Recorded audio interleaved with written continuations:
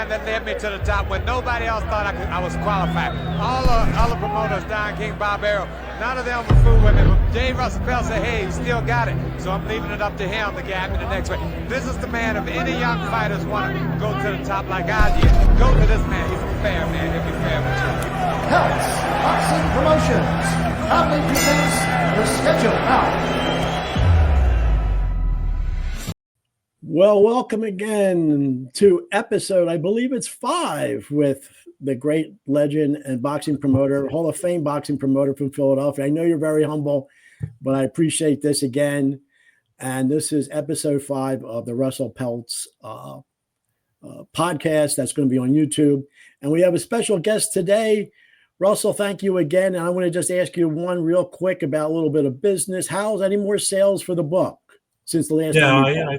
I did well at the when I spoke at the Valencia Shores Sports Club last week, and I'm selling steady on Amazon, which after three plus years is pretty good. I think hopefully by the middle of next year I'll have sold 2,000 books, which is incredible for a self-published boxing book. Well, hopefully this podcast is helping out. And when I was back in Philly, when I met you, I have my own signed copy, which I really appreciate that. So, we'll keep plugging that because we're up to the holiday season. It's still a great gift for the holidays for anybody who was into boxing. And Russell, we have a special guest today, and I would just maybe want you to introduce him and get going. It's Ivan Mighty Robinson, former world title challenger from the 1990s, who I just checked it, boxed for me a half a dozen times, 5 times at the legendary Blue Horizon in the 1990s. And I just wanted to say this. The relationship between a fighter and a promoter is very difficult. There were times, and whether Ivan remembers this or not, Welcome, Ivan. Welcome. Thank you for having me. Great. I'll step back and you and Russell can talk on this podcast. Thank you, guys. Okay. So I remember we were having a weigh-in one day it was a circular hotel near the Spectrum, and Ivan had to make a certain weight. I forget what it was. And he was blaming me for everything. He was really pissed off. But that's when the promoter's trying to buy the fighter for as little as he can, and the fighter wants to make as much money as he can. So it's a different relationship that a promoter has with a fighter than a fighter has, say, with a member of the press who's going to put his picture in the paper, going to write nice things about him. It's not until I found this with a lot of fighters. It's not until years later that people begin to understand what the boxing business is really like. The fighters concentrating on fighting, the promoters concentrating on business. It's not till they move on in years that they understand each other's part. I mean, there is no tougher sport in my mind, the little bit of boxing I did when I was 13 years old, than being a fighter. I remember crying, tears coming down my face under my headgear when the coach was laying up against the ropes and I'm trying to hit him and he says, hit me. And my arms felt like 16 pounds and I'm crying, but he couldn't see because the eyes in the headgear were so like slits. Thank God. I just to hold your hands up for 3 minutes around. I'm getting off the subject, but when I go to a fight and I hear a guy in the audience saying, look at that bum. I say, what? Hold it. These guys are not bums just to get in. Jack McKinney, the late sports columnist from the Daily News, told me years ago, he said, Russell, you show your respect to every man who ever strapped on the cup. And that's how I've always felt. Because, everybody's an expert until they get in the ring. Anyway, this is Ivan Robinson, and he had a terrific career. I got to tell you one story, Ivan. I know you've got the book. How much of it you've read? You've probably read the chapter about you, but I always get a kick out of the Jimmy Dioria story when you fought him. Well, you know what? I remember that fight, but it was just crazy because maybe it was just me, but people had me losing the fight. I didn't think I was losing that fight. But on the scorecards, you were. But Were I? it was only in the fourth round when the fight was stopped. And Right. on what the Orius people claimed was a headbutt, and you insisted it was a punch. And it was and even It though it was a was punch. My dad insisted that it came from a punch. I felt it came from a punch, and I remember us clashing heads. actually, yeah, we had completed 4 rounds because you needed 4 rounds to go to a decision. If it had been less Right. than 4 rounds, and it had been a headbutt, it would have been anyway. Greg served the commissioner, went to the TV cameras, and the TV cameras showed that it was a punch, and I was really Right. pissed off. I was upset, and I said to Greg, Wow. "Sir, you can't do that because an upset. People love upsets, okay?" Yeah. And that would have been a major upset. I said, "Greg, you can't go to cameras. It's not in the rule book." And I'll never forget what he said to me. He said, "I can do anything I want to get it right." And he was Well, right. he got it right. He got it right. Definitely got it right. So how when you look back on your career, how do you feel? I feel great. I really feel good. I mean, there are some fights on my resume that I felt as though I should have won, but it didn't happen that way. Um, but overall, I'm very, very happy in my career. I believe that my father and my team is happy. I'm definitely happy with the relationship me and Eddie Woods had, because we had a great relationship as far as fighter and trainer, and then slash kind of like father son too, because Eddie just and I know he had fighters before me, and I think he had a couple after me, but it's just that it was a different type of chemistry between me and Eddie. I mean, his family, his sons, his daughter. You know what I'm saying? It was just different. Yeah, he said a lot of nice things about you in the book. And I don't know if you realize, did you know that I was co-promoter with Dan Duva of Arturo Gatti? No, I didn't know that, but I know that you was in a lot of my decision making with fighters.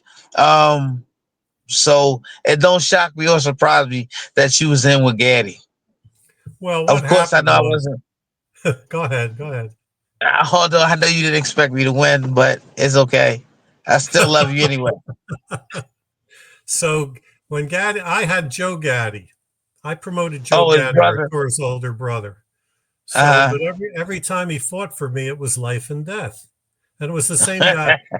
So they thought I was more interested in making competitive fights than advancing Joe Gatti's career. I wonder how they thought that.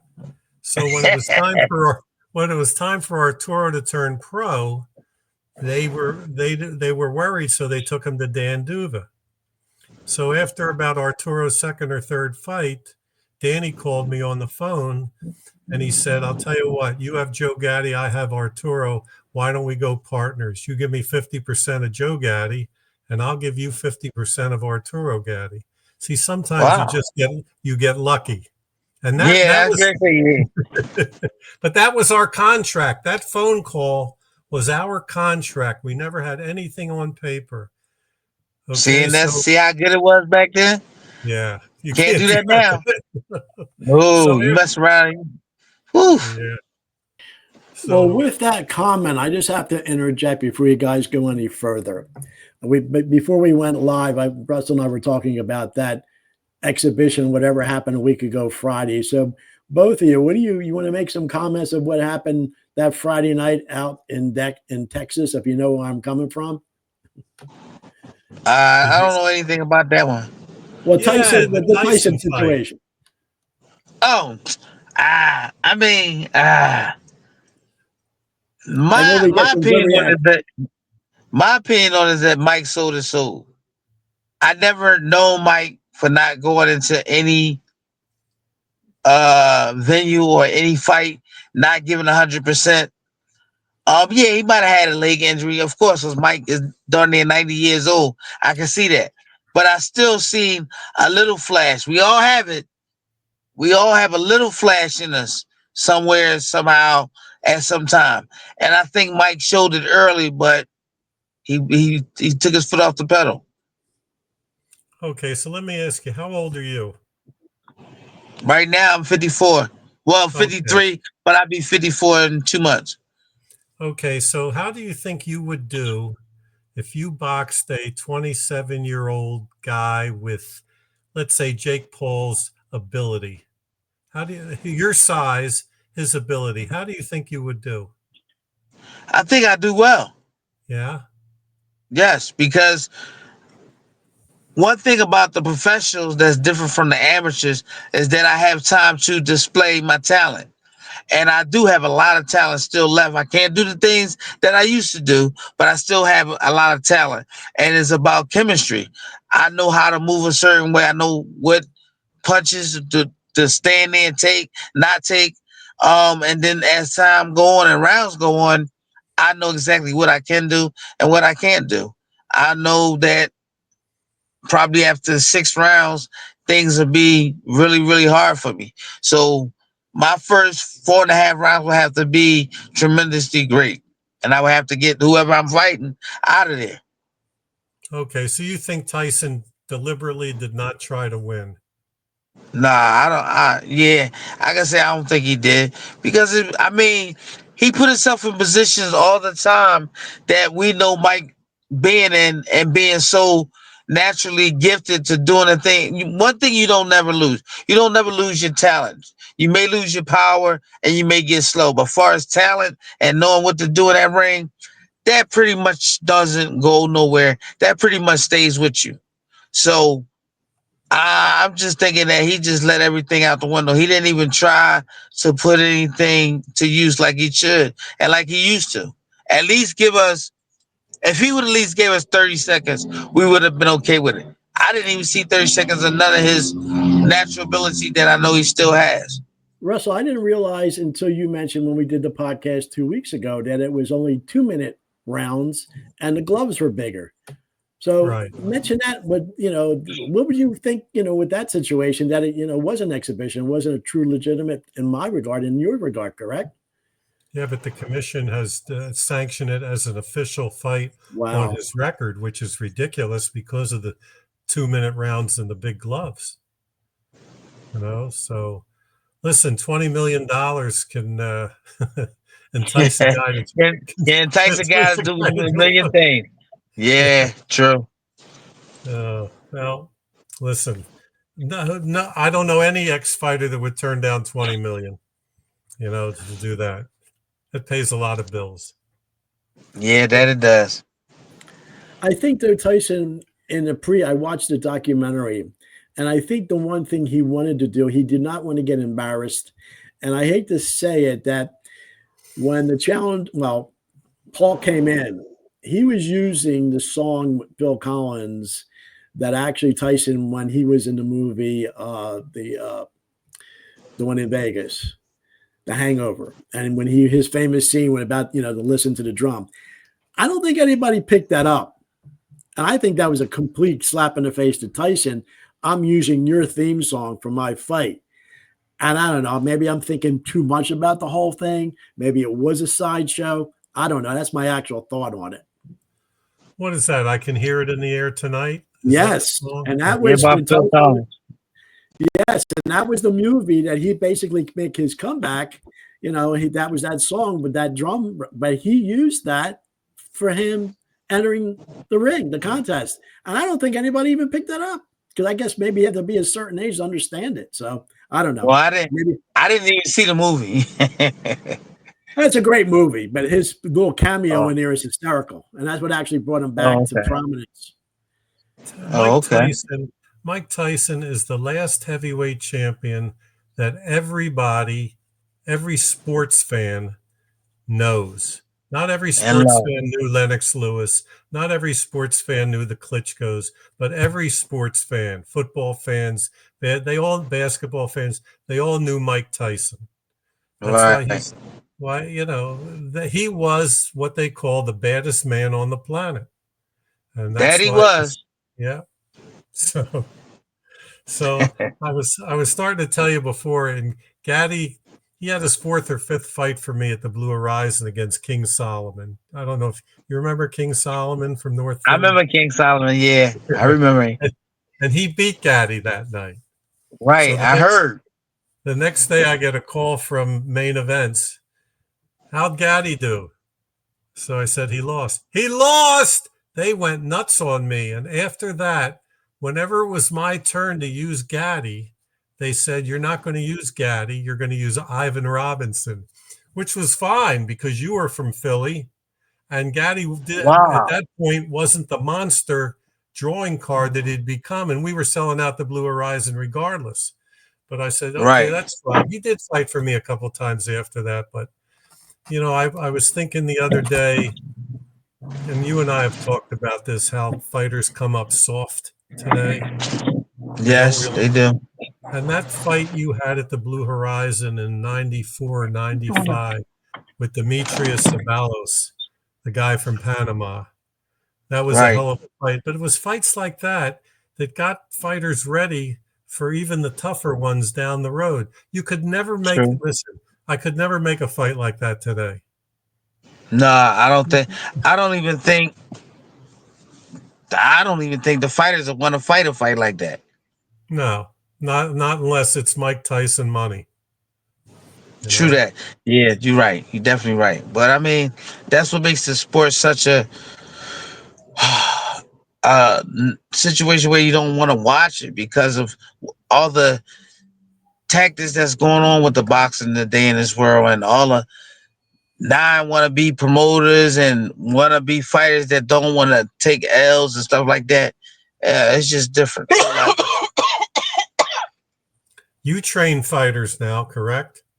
Yes. So how is that different from when you were training? The difference is that, to be honest, every day I go home with a headache.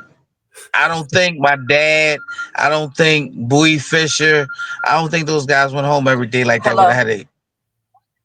Right. I go home literally with a headache. Get ready to go home to work.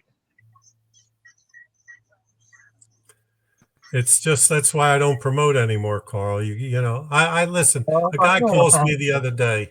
He's got a middleweight from New York. He's 2 wins and 1 loss. The 2 wins are over guys that never won a fight, and the 1 loss was to a guy who was 1-1. So I called up 2 or 3 of the promoters in Philly. I said, listen, this guy is from Ecuador. He needs a fight. Can you put him on your show? So there were 3 guys that they offered me. 2 of them were 3 wins and no losses. And the other guy was 6 wins, 3 losses, and a draw. I said, sure. What's the difference? They all turned it down. One of them said that he saw the guy on Instagram and he didn't like the way he trained in the gym. And the other 2 guys were complaining about weight. You know, he's 2, 3, 4 pounds heavy. Wow. You know, when I started, if you were within 10 pounds of a guy, the fight was on. That was the rule in Pennsylvania. Other than heavyweights, anybody within 10 pounds, the fight was on. Today, you have to give up your firstborn son. Yeah, I mean, this weekend this week that just passed with the fight down in Philly at the Lear Court Center, certain guys was coming overweight. They had to take the money out their purse to pay the guys. I think that only happened with me one time. What, you came in overweight or the other guy did? Yeah, I came in overweight. Yeah, there was never any penalty for that. As long as regardless of what the contract said, if you were within 10 pounds, everybody fought. Nobody asked for anything. You know, maybe the commission should have suspended them for being overweight, but nothing ever happened. Now, Carl, Ivan was in a situation over the weekend. He had a fighter in the dressing room ready to go out and fight at the Leocora Center at Temple University, and the show was canceled in the middle of the card. What? Really? They had 6 fights scheduled. After the 3rd fight, they canceled the rest of the card. So 6 fighters went home, and as far as I know, didn't get paid. Why was it canceled? Well, that's the big question. What I heard was that the promoter ran out of money. Oh my gosh. I Yes. appreciate you. Where exactly are you? I know you had to step out for a little bit of the car. Where are you exactly? Right now I'm out in Frankfurt. Okay. If I could just, I know he was that. I don't know if that's your wife on the phone on the side. I know it's distracting from the podcast. Just wondering if you could do that again, maybe, so we wouldn't have the other voice on here while we're talking. Oh, okay. I appreciate I didn't know. that. I didn't know. There you go. It's great that this technology, That's you could better. be up in, yeah, because I'm in California, you're in Philly, and Russell's in Florida. That's great. That's good. Okay. Yeah, Russell, you can continue. Sorry to intervene, but it's a little technical in there too. But yeah, talk about, I know, I think Joey was there because he was telling me he was going to go, but that canceled halfway. They had to just stop and everybody go home. I don't think they had a lot of people at the fight. This was the promoter's second show. His first show had been in April, and there were a lot of bounced checks, so he got suspended for 6 months. And this time he was ordered to pay all the fighters in bank checks or cashier's checks. My question is, when was he obligated to put those checks up? Because these kids trained for a month, 2 months for this fight, and I don't know what, I put in a call to the commissioner to find out, but I haven't heard back from him because honestly, it doesn't make the commission look good. The commission is out there. They got to protect the fighters. Yeah. Well, nobody will ever be able to put on a show better than Russell Peltz. And the one thing I loved about your book, Russell, you actually did the economics on each fight. That even if you took a $5 loss, if you made a few dollars, it was really great in that regard. Well, there's so much stuff on social media that's just not true. That, the promoters are always making all the money. Listen, there's plenty. When I started, there were like, I don't know, 3 or 4 promoters in Philly at the time. And they all went out of business. If they'd been making money, they would have stayed in business. There were nights at the 2300 Arena in South Philly, whether Ivan believes this or not, where we lost $25,000 to $30,000. That's a lot of money. At the 2300 Arena. Yeah. Yeah, I can believe you. You can lose a lot of money in boxing. You know the old saying, how to make $1 million in boxing? Start with 2 million.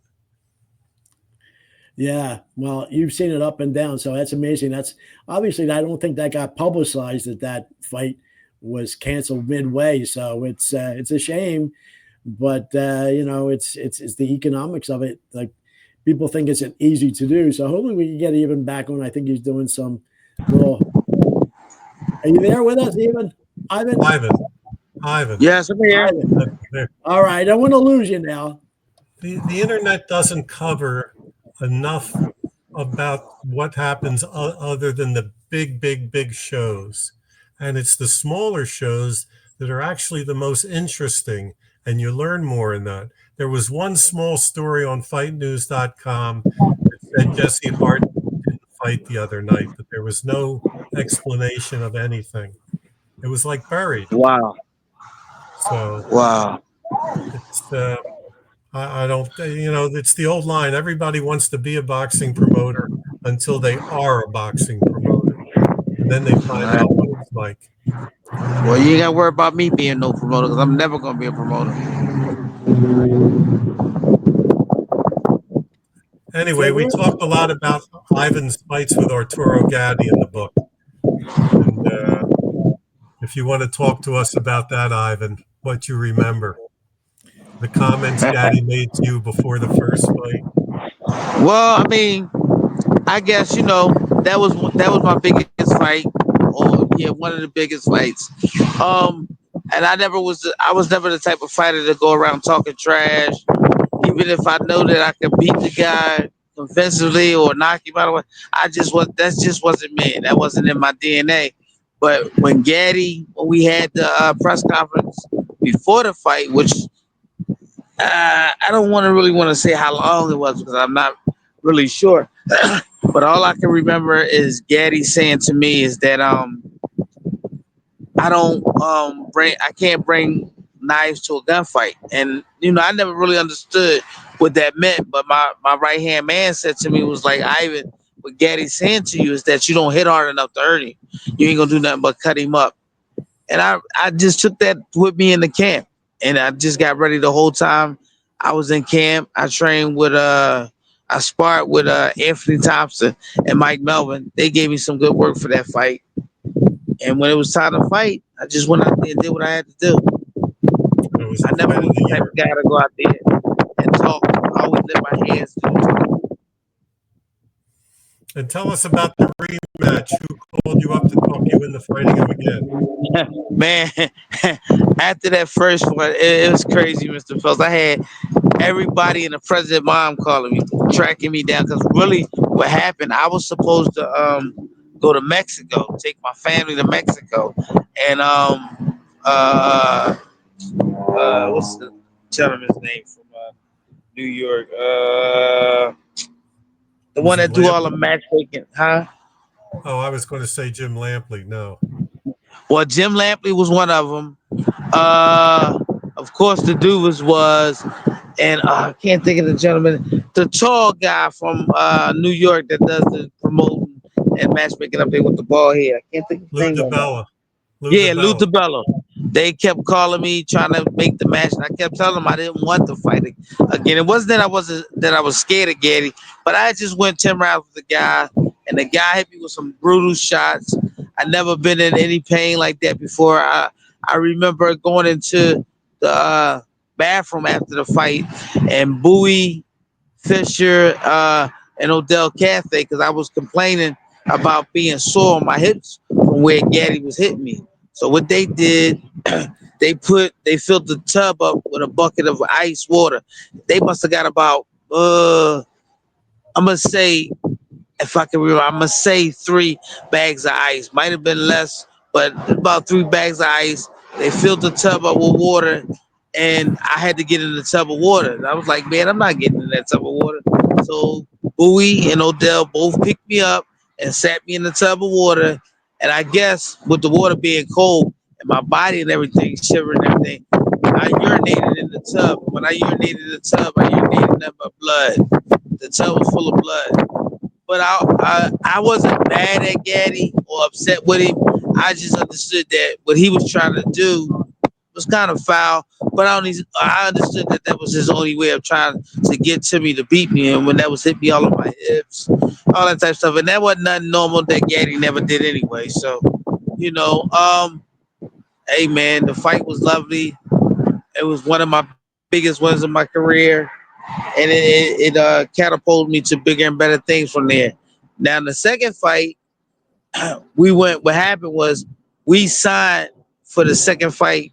I think the next day because Lou DiBello, Jim Lampley, I can't remember who the third person was.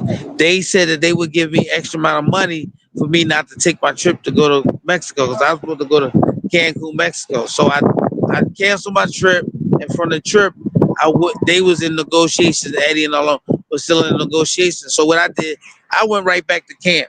I never really left camp. I went right back to camp on that Monday because we fought on Saturday.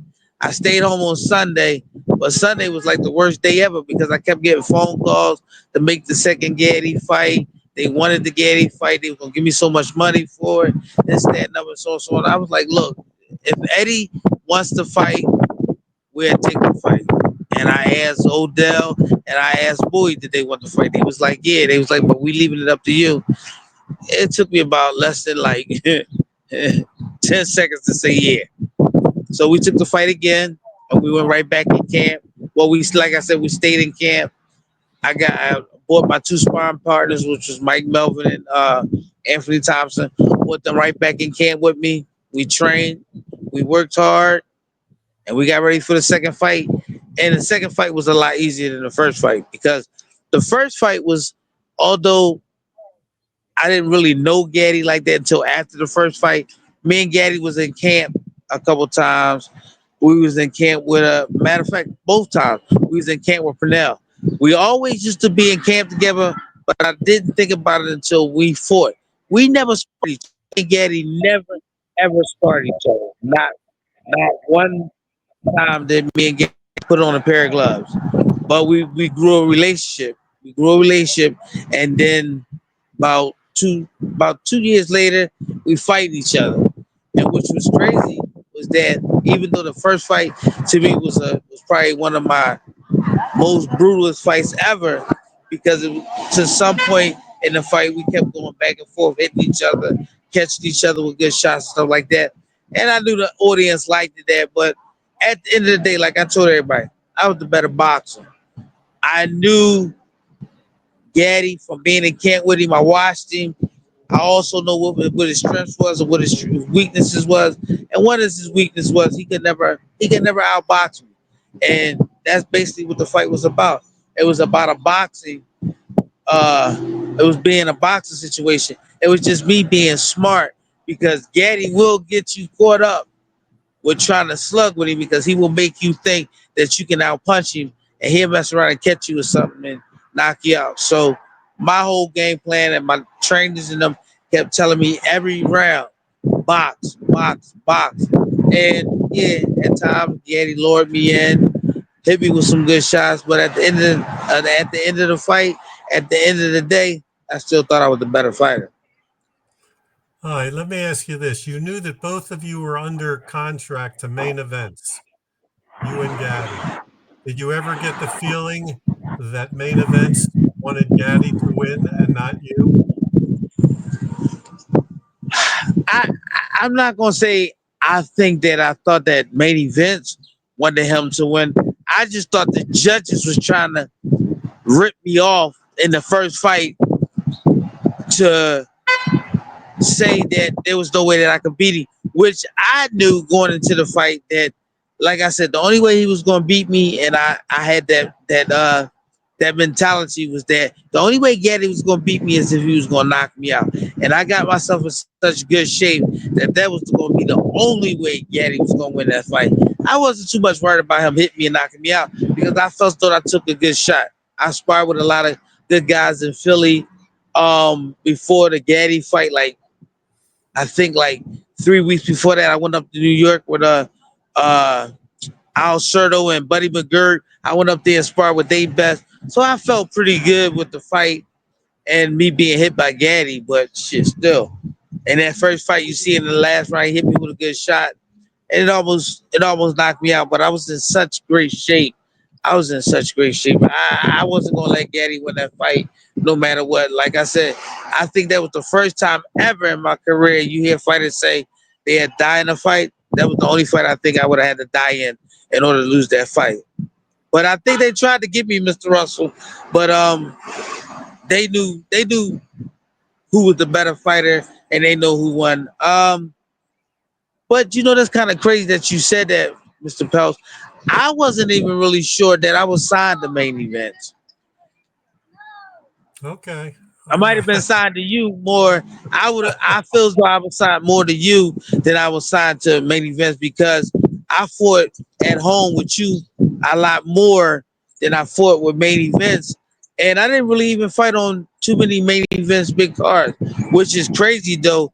When I fought, I think they told me you got the guy for me. Dang, I can't think of his name. When we fought in Secaucus, New Jersey, when I fought on Gaddy undercard.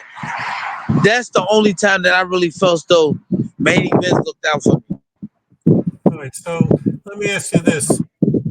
If you had to do it all over again, would you do anything different? Do you have any regrets about your career? Anything you would change? Well, yeah, and I really don't like saying it too much because at the end of the day, people that know me know that I talk real and I say things that other people wouldn't say. And this situation, I love my dad 100%. 100%. There's nothing I wouldn't do for my dad, and I know it's nothing that he wouldn't do for me. But in that fight that we fought, shoot, Emmanuel Augustus, right before we fought Philip Holiday, me and my dad had a big spat between each other. We was going through it because I was married at the time. But him and my wife didn't get along. And me, still being young, I couldn't have been no more than about 22, 23. And I was still learning things, but I was married at the time. And I decided to try to rift the beef and just be on one side. And I took my wife's side. And I think that kind of like put a damper in my career, because a lot of fights that I should have won that I didn't win, I think it would have been a different aspect if my dad was with me. Like when I fought Philip Holiday. When I fought Philip Holiday, me and my dad had just broken up prior going into camp. I went into camp. When I went in camp, that was my first camp. I went in camp with Pernell Whitaker, Arturo Gatti, David Tua, and Robbie Pinner from Australia. Me and Robbie Pinner became good friends by me traveling on the Olympic team, the traveling team, and we fought the Puerto Rican team. So to make a long story short, like I said, that's the only thing that I think that I have quarrels in my boxing career about, because I think I had one of the best careers. Like I said, regardless, you probably know Mr. Peltz, because you probably know thousands of managers, but I think I had the best manager ever, Eddie Woods. Um, he was a nice guy. He was He was about his honest. business. He was Yeah, honest. and that's one of the things that I think to a point that might have could have got us over a little more than what Eddie was, just too honest. And I mean, it was what it was with him. But I love him, and I love him to this day. I'm always gonna love Eddie. Eddie is like a father to me besides my man. Hey, Carl. Yes, sir. How you These doing? are the stories you don't read on the internet. Yeah, definitely, But that's kind of crazy, because don't not taking nothing away or not trying to be smart with Mr. Peltz, but you normally know everything about all the fighters when they go through their spats, if they out on the street messing around, they using drugs. That was something that I decided that no, I'm not gonna say decide. That's something that I feel kind of like crazy about, because you never knew about that, and the other people I talked to never knew about it. To a point, I try to keep my personal business. But I feel as though that situation with my dad, if that would have never happened, I would have had a real great career. I mean, my dad took me to 21-0 or 20-0. But hold up, when I fought Phil, I was 21-0. So I mean, what does that tell you right then and there? Well, I remember Tommy Brooks was the head trainer, at least in the corner that night. And see, this is how you kind of figure out that how trainers are. I mean, not trainers, how promoters are and how they work. Now we in camp the whole time. Now my chief second, which is Odell Cathay, he's in camp with me. He's in camp with me. So why wouldn't you feel to the nerve to have a second guy, which was Odell? Odell been with me since I was in the amateurs, and he came along. My dad brought him along with us as we turned pro. But we in camp the whole time. Butch came down probably like a week after I got in camp, and he trained with me the whole time. Now, Tommy Brooks was getting ready to go wherever with Junior Jones, that they were going to fight Marco Barrera. Now, we didn't have a coach. The way I looked at it, I was just going to take my head coach, and I was going to call Leon Taz to come up and be my cut man as always. Now I know Leon Tabs got profession with boxing because he trained Jerry the Bull Martin. He trained some other guy. So I was cool. But when Tommy Brooks and Junior Jones beat up Antonio Marco Barrera, things changed. Lou Duva and them put Tommy Brooks in the corner with Odell. But the way I looked at it, I thought Odell was going to be the head guy and Tommy would be the assistant. No, it didn't work out that way. And what also made me mad was that the boxing regimen that we had getting ready to go into the fight with Philip Holiday, it seemed like it went out the window because Tommy wanted to take over. And then I looked at it like Tommy didn't even know what he was doing. He was a world coach, had all these world champions, but he couldn't tell me the right things to do in the fight for my world title fight. But it was okay because when you're a great fighter and you're a fighter that's been around a while and you know the sport and you know what you can do yourself, it just clicks in. You know, he told my coach, Odell Cathay, in like the third round to be quiet. Just that also made me mad. But I went in there and I fought to my ability and how I felt though my dad would have told me how to fight when I fought Philip Holiday. But I winded up falling short, and I was just happy and glad that I actually finally got a chance to fight for a world title, which I thought that I should have fought for more world titles. Hi, Carl. I think we got a lot of inside information there. I know. In closing, this is why you have your voice here now, Russell, to be able to have fascinating stories like that. And actually, the way the technology is, he could be there on his phone and still be able to speak, his stories to us. So, where did he go? Is he still with us? We'll have to do this Yes, again I when am. he's I in ain't went nowhere. All right. when he's in the quietude of his house. Well, after the first of the year, maybe we can schedule another one when he's not going to be literally on the road. Any closing Right, remarks or definitely. anything on anything? I don't have a problem coming and talking for Mr. Peltz and talking with him because uh, regardless what people say and think about Mr. Peltz, I think he's a great guy. And if I was a reporter, I would definitely want to sit down and talk to you because you got a lot of history. And what's so amazing about you, Mr. Peltz, is that all the years you've been in boxing, all the years you dealt with fighters, all the years you dealt with promoters, that you can still be here to talk about these things. And God forbid, you can even get to the nitty gritty of the day that it happened, what actually happened at the weigh-in or what actually happened in the fight. And I think that's amazing. I mean, yeah, I remember certain things too, but I mean, I don't know. I guess God just built you a different, you're a different animal, as we say nowadays. You're a different animal than we are. And, I commend everything that you've done. I love everything that you've done. And I just wish that we could have more promoters to the point that they can be like you in a certain capacity, like far as putting great fights together, having great venues and stuff like that. I mean, boxing will be around until the world is no longer here. And we need guys like you to school the younger generation because God knows the younger generation don't know what excuse my expression, the hell they doing. Well, this And is Carl, why. I try and get him to call me Russell, but he insists on calling me Mr. Peltz. He says it's a sign of respect. Well, this is Yeah, why. definitely. And I mean, it will not, and it won't be any other way because that's just how my dad raised me.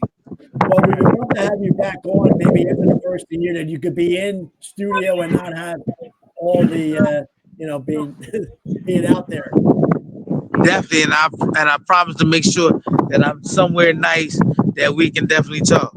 It makes it Great. real, Carl. We love having you on, and just stay on for a bit because we have to download to the server here. But I'd love to have you on, and we'll talk to you next time. I All right, appreciate it. buddy? Thank you, Mr. Peltz. Thank you. Thank You you. got it. Well, Russell, it's the great way to actually have this medium for you to have these fascinating stories. So, yes, now you're looking at having one more before the holiday with a Philadelphia sports writer. Are we correct? Sure, Ray Didinger. We'll have to figure out the date. Okay. And then maybe going to 2025, you can mention maybe some other people you might have lined up for that. But this is good. Like you said, there's a lot of interesting stories with that, and the technical end of it too, that you don't really have to be in the studio. You could be in your car and have that too. And he's in Philly, you're in Florida, I'm in California. So that's the great thing. And anything in closing, and I'm going to say, hey, one more time, make the plug for the book. Let me get that. Promote the book a little bit before the holidays, Russell. It is available where? Either directly from me or on Amazon. I guess Amazon's the easiest. Some people want it signed, so they'd have to buy it direct from me. It's one of, to me, I consider one of the great accomplishments of my career to be able to write about half a century of Philly boxing, the truth about what really went on. So it's a great read. It's a great still holiday gift. And Russell, we want to get you to at least 2,000 as soon as possible. But and I keep reading my copy of it. I appreciate you having that. I have an autographed one. So we'll let you know when the next one is. We're going to have a Philadelphia sports writer, and we're looking forward to that. And actually 2025. Russell, thank you again. Thank and you, we'll be Paul. talking next time. Okay. J. Russell Peltz. This is the man to talk to. He's the man that led me to the top when nobody else thought I was qualified.